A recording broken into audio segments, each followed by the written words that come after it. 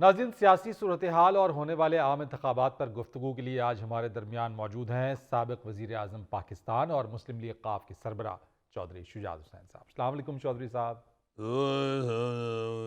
ٹھیک ٹھاک ہے، خیریت ہے؟ بالکل ٹھیک، ماشاءاللہ آپ 78 برس کے ہو گئے ہیں، آپ نے کیک بھی کاٹا، آپ کو بہت بہت سالگرہ مبارک ہو چودھری صاحب۔ واہ جی ہیپی برتھ ڈے۔ بہت شکریہ جناب، بہت شکریہ۔ اللہ تعالیٰ سب کو صحت تندرستی دے۔ اور آمین۔ دیکھیں، بات یہ ہے کہ وہ کیا کہتے ہیں، جو دم گزرے سو بابا۔ جی ہاں، جتنا بھی وقت گزر گیا اللہ تعالیٰ کی رحمت سے بڑی عزت کے ساتھ گزارا ہے۔ جی چودھری صاحب، مگر الیکشن میں تو اب بس بہت کم ہی وقت باقی رہ گیا ہے، کیا کہتے ہیں آپ؟ جی ہاں، انشاءاللہ الیکشن کے لیے ہماری جو جماعت ہے قافلی وہ کمر کس چکی ہے۔ اچھا، بلکہ میں نے تو اپنے جماعت کے لوگوں کو کہا کہ کمر کے ساتھ ساتھ بوٹوں کے تسمے بھی کس لیں، کیونکہ اس دفعہ دوڑ بڑی تیز ہے۔ یہ نہ ہو کہ ایک بوٹ کا تسمہ دوجے پیر تھلے آ گئے اوپر نے ڈیگ دے۔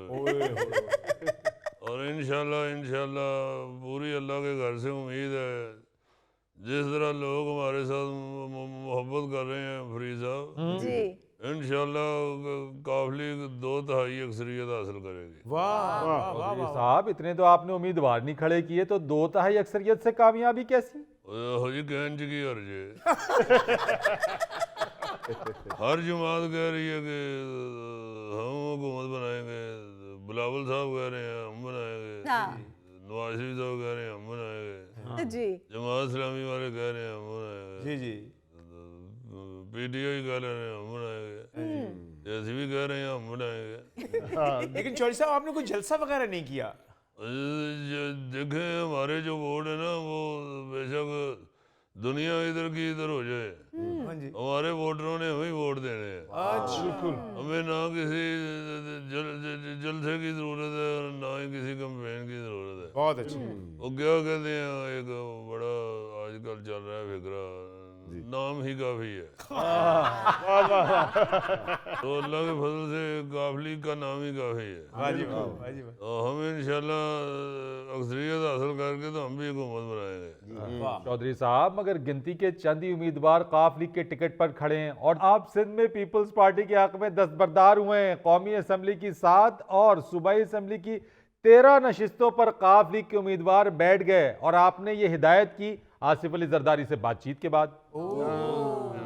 ایسی بھی بات نہیں ہے، اگر انہوں نے ہماری قومی اسمبلی کی 7 سیٹوں پہ ہمیں دستبردار کروایا ہے تو ہم بھی ایم پی اے کی 13 سیٹوں پہ ان کے سامنے دستبردار ہوئے ہیں۔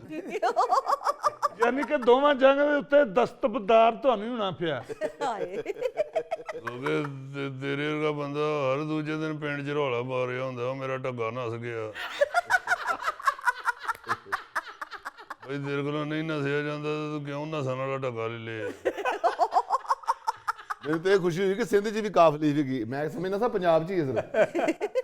قافلی اللہ کے فضل سے پورے پاکستان میں پھیلی ہوئی ہے۔ جی ہاں بالکل سر، بالکل سر۔ اور دیکھیں، بات یہ ہے کہ زرداری صاحب وعدے کے پکے آدمی ہیں، جی تو ہم نے ان کے ساتھ جو وعدے کیے ہیں، جو بات چیت کی ہے، وہ انشاءاللہ وہ ہمارے بھی حق میں ہوگی انشاءاللہ۔ واہ جی واہ، واہ جی واہ۔ چودھری صاحب، سندھ میں قاف لیگ کے امیدوار پیپلز پارٹی کے امیدواروں کے حق میں دستبردار ہو گئے، اور گجرات میں آپ کے صاحبزادوں چودھری شافع اور چودھری سالک کے مقابلے میں ان کی سگی پھوپیاں الیکشن لڑ رہی ہیں۔